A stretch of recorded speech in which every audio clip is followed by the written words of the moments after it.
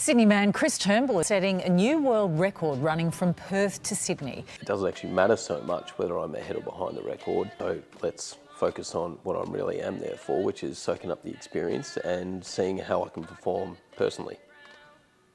And then you got the record anyway, so that's good. yeah, then it's a bit of a, and that, so number 3 was break the record. And how did it feel to cross that finish line? Truly incredible. Like, I've never felt anything like that.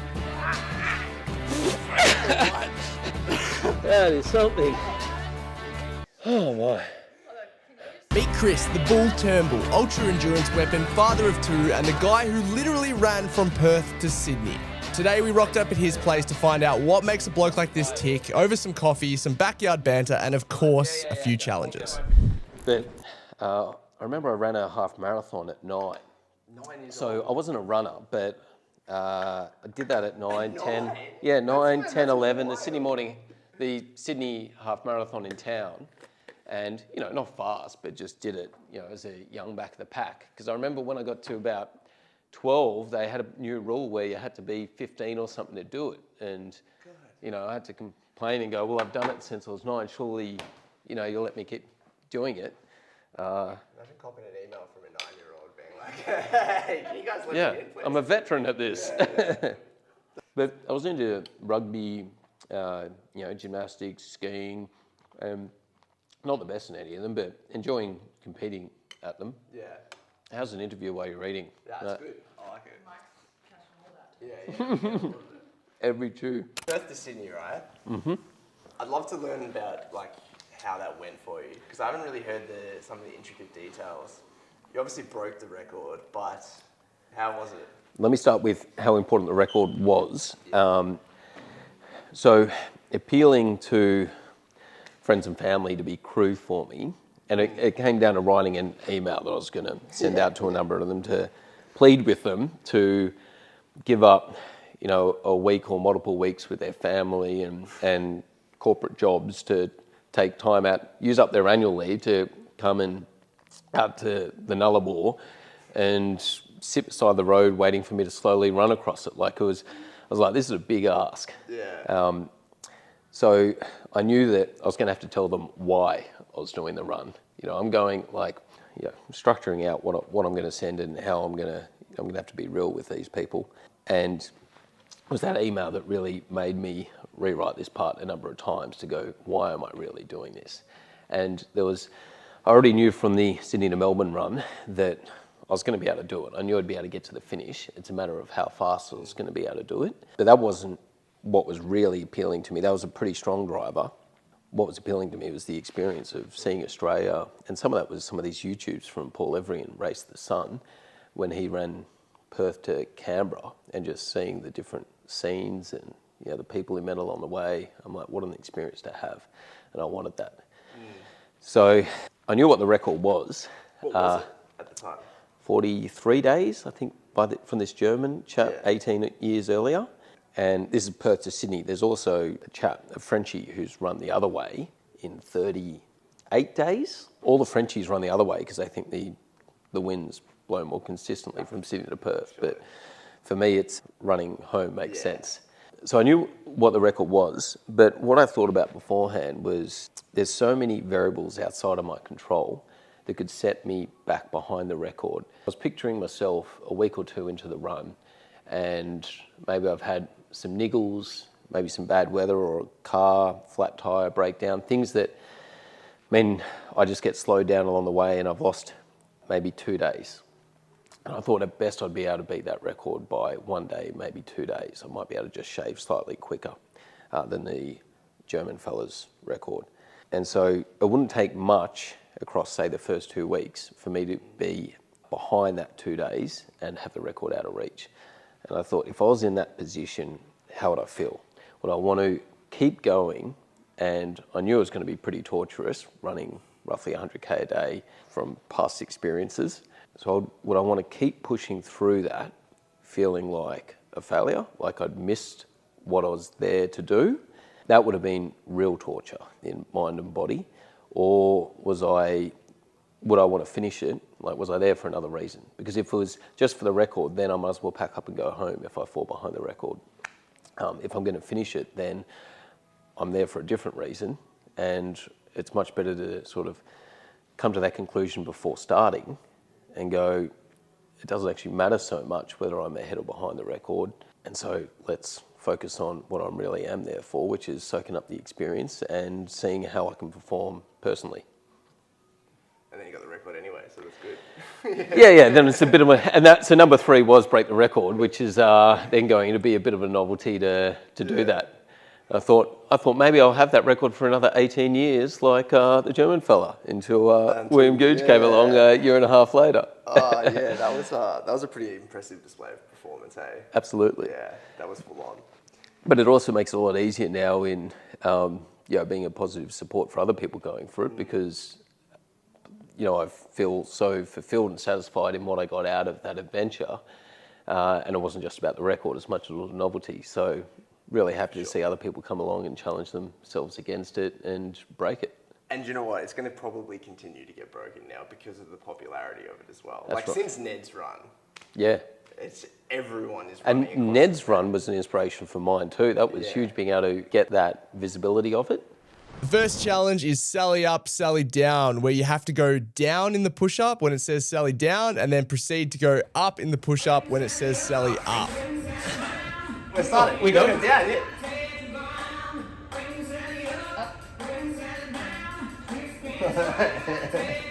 The bird. It's gonna be a serious work. Gotta tell the ground, green Sally up, green Sally down. Last on the rock, gotta tell the ground, green Sally up, green Sally down.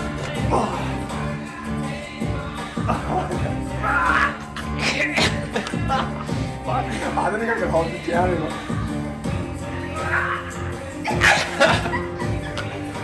Good Tony.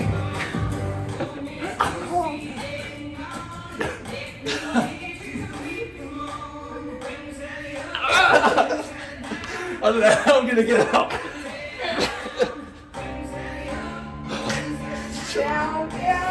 I can't hold it anymore. I'm back.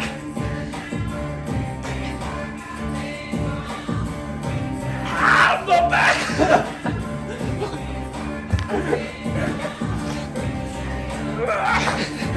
I missed.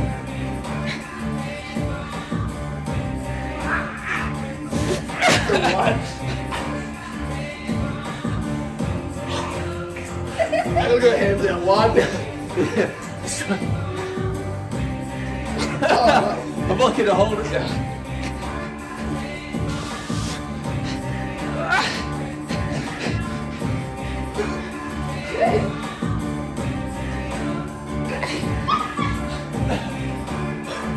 It's a joke. How much longer have we got, Shal? It's such a long 3 minutes. Until it ends. What about 30 seconds? Oh, 36. 30 seconds. Keep going. Hold it down. Hold it down.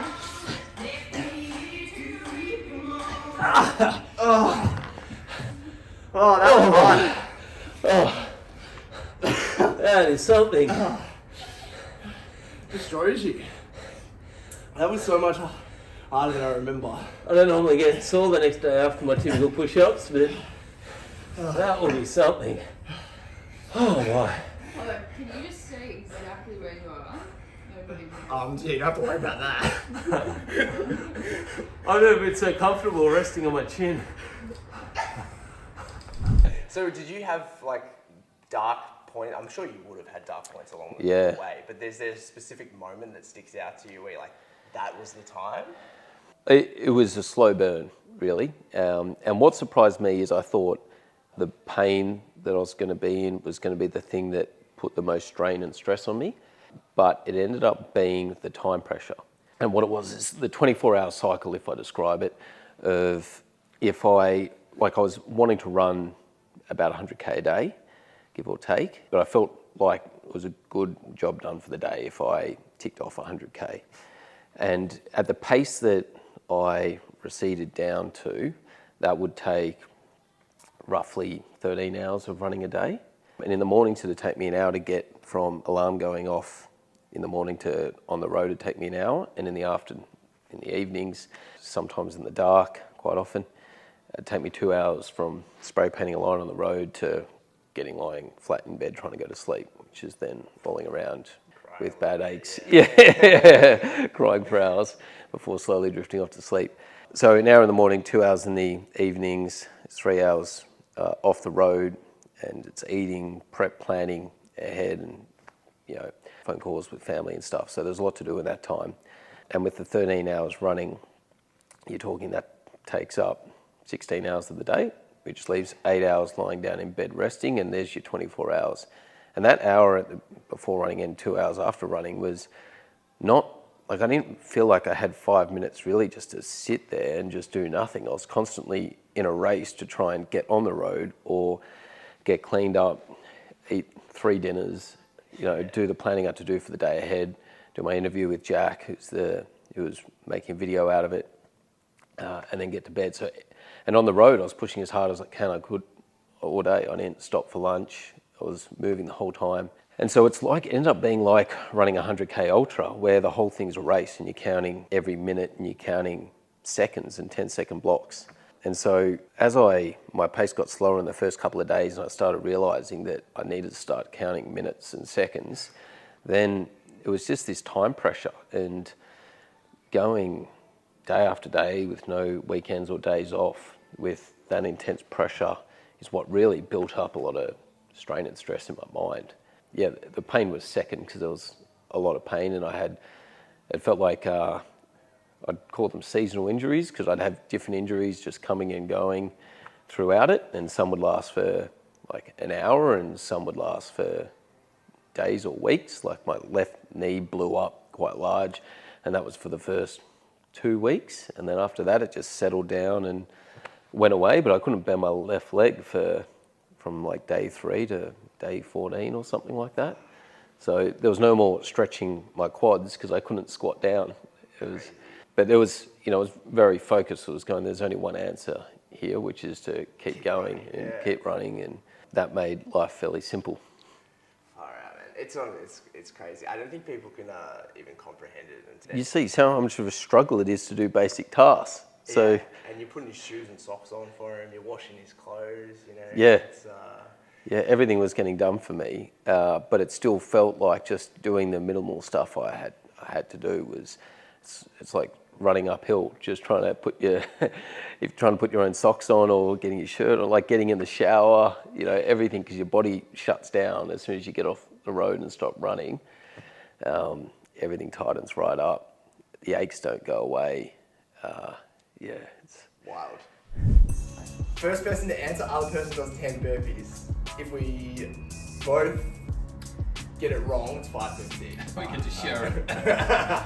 Alright. A wrong answer gets you 10. Yeah. Alright. What is the name of Australia's oldest ultra-marathon event, first run in 1983? The one from Africa.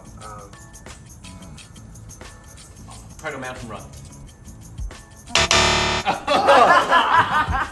oh, my first ever burpees. Yeah. World record runner does burpees. These feel alright now. That's what, 3? You can tell I'm a dog. That's usually the only exercise I've got a record for. I should have waited for you to answer that one. Jolly great. I want to know the answer now. I will tell you the answer once Ethan gives it a go. He reckons he knows. Wait, do I have to do 5 if I get it wrong? No. Oh yeah, fuck it. Alright. I need to learn from your technique. I might as well do it now then. I don't know. Wait, I know it's in Africa. I know for how many are you doing? That's like 20, isn't it? No, that's fine. Yeah. Man, Australia's oldest ultramarathon. Yeah, it was Australia's.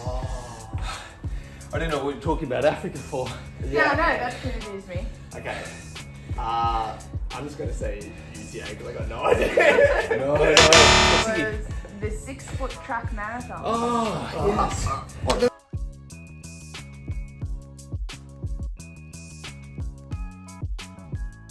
Which iconic ultramarathon runs from Cape York in far north Queensland to Wilson's? Oh, in. No, that's in it. No. Oh, yeah. Africa was? Yeah, Cape York, I was thinking Africa.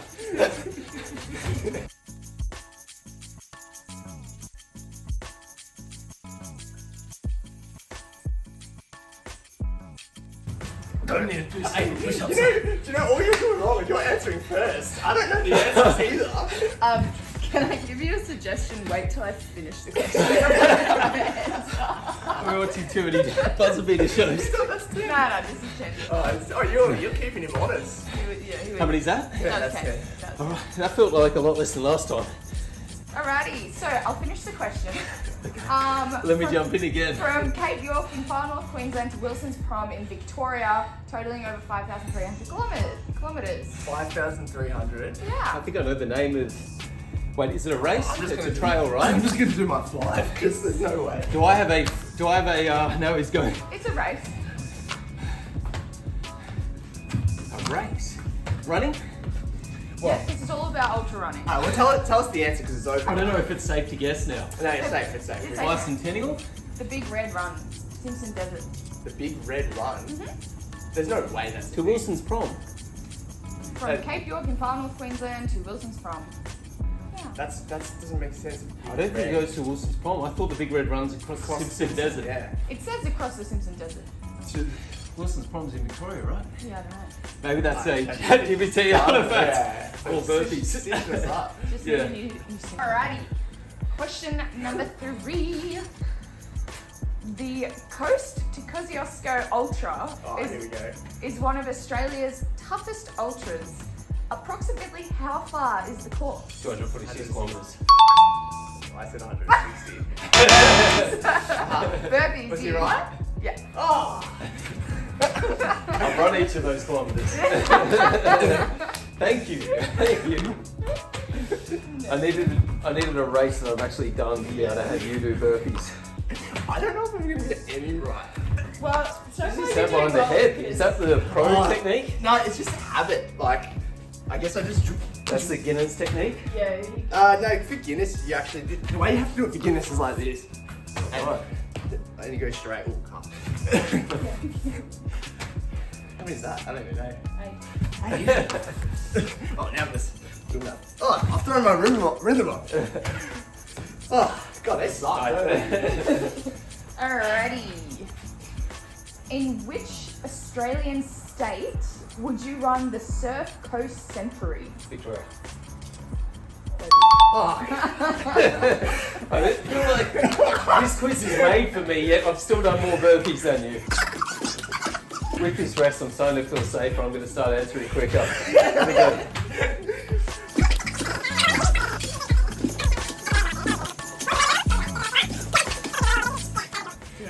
I was actually. Is that That's it? Snap. What are you talking about? There's no way. You watch back the video. Oh, alright. Can't have that. That doesn't matter. Quickest one wins, right? This one's good. Okay. What is the name of the 100-kilometer ultra in the Blue Mountains? GTA. Oh, you won. 5 each? 5 each? Five each. Wait, you both got it right. You don't need to do burpees. Oh yeah, right. First one. Nice. Number 6. Which Australian ultra marathon is famous for being run entirely on a 400-meter athletics track, sometimes for 24 hours straight? Coburg. Which Oh, Australian this could be an AI. Which Australian ultramarathon is famous for being run entirely on a 400-meter athletics track, sometimes for 24 hours straight? I think I'm getting cheated here. There's some classic race in Victoria that. Alright, well, I'm going to just do my 5 because I don't know. It's the Adelaide 24-hour ultramarathon. What's that? I think there's multiple answers here. Probably. Yeah, ChatGPT's done us dirty. Coburg, but like, I thought that was in Victoria or somewhere. yeah, but there wouldn't be what Adelaide wouldn't be more famous than that, is what I mean. That's right. The Adelaide 24-hour festival is very Famous. popular, it seems. It's very famous in Adelaide. Yeah. Yeah, it obviously has the best Google presence on ChatGPT. Yeah, if you go to their website, Yeah. they say they're the most famous. Yeah. Alright, I think I did at least 5 there. Yeah, that's how good. Who is the legendary Australian ultra runner nicknamed the Running Man, who won the Sydney to Melbourne ultra marathon 5 times? Yannick Cross. Yes. Greek. Yes. You got 5? He has You the knew that record, one, right? he has the other record too, the 1,000 miles. 10-day, 1,000 Yeah. mile. Yeah, 1,000 mile record. the legend of the sport. That's one of the originals. So it's interesting. Here's some more running trivia while you do enjoy your burpees. Is Phil Gore's backyard ultra 800k in 5 days, was it? Yeah. He's now getting close to the Sydney, Melbourne, Westfield race time results, because they were typically in that 5 to 6 day finish time for 900k. Wait, sorry, I can't. So how many kilometres in cumulative kilometres has Phil Gore and Yanni Corris run between Sydney and Melbourne and around backyard ultras in the last 5 years? Yeah, okay. Both for their racing careers. Yeah. I don't know. Oh, you're asking me? I have no idea. Oh, I thought you were going to drop some facts. I thought you were going to give us a number. No, it's just getting similar now. Those multi-day times. He'll probably get to a point where his multi-day times will exceed like what all those records are, I reckon. It would be interesting, like Yanni Kouros versus Phil Gore. Yeah. Would be that would be cool. What is the maximum time limit to complete the UTA 100? 24 hours? No, longer than that. Oh, around that maybe. 20. Everyone's doing burpees? 6. 28. Oh, I said 10, you get 5. 5 each.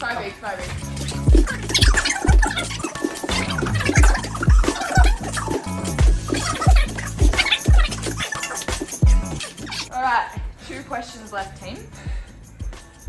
In what year was the first Great North Walk 100s Trail Ultramarathon in New South Wales? I first ran it in around 09 or 10. And it had been going, they had some blue shirts before then, but maybe only a year or two. The team one, right? No, Great North Walk. 100 miles. I'm going to go with 2007. Give it a guess. Go earlier. I was going to say, wait, is the name right?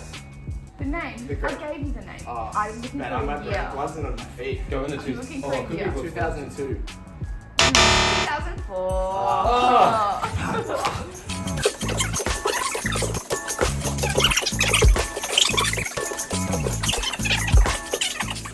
It's hard to think. I still got it. He's ready.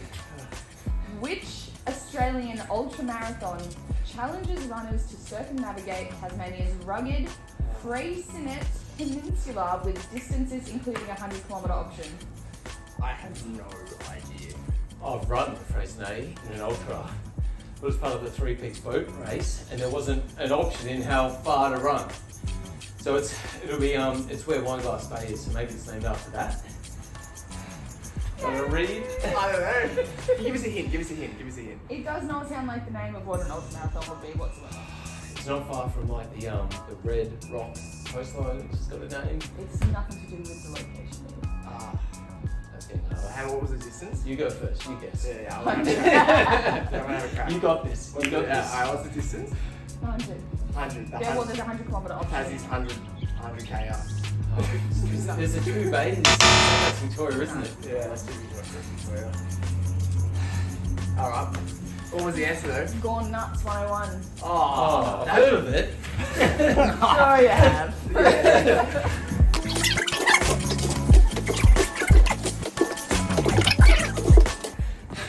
Last one. Here's one more. Is it? Oh, I'm a dog. I've got some serious questions about your Guinness record. Yeah, I think so did Guinness. That was fun. Alright. Yeah. Cool. Oh, good stuff, man. Thanks for today. This is great. No, that's great. It was really fun. We done? Yeah, we can do more. We're gonna do a little Yeah, more. let's do more. I'm down to do a workout.